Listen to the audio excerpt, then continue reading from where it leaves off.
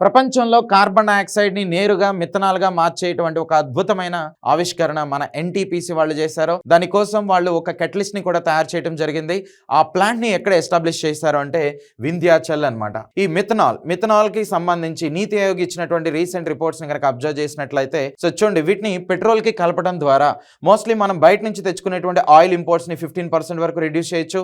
Next carbon ఇలాంటి emissions ని 20% వరకు రిడ్యూస్ అనేటువంటిది చేయొచ్చు. నెక్స్ట్ దీనికోసం వాళ్ళు ఉపయోగిస్తున్నటువంటి మెథడ్ ఏంటి అంటే కార్బన్ క్యాప్చర్ అండ్ యూటిలైజేషన్ అనేటువంటిదిగా చెప్తాం.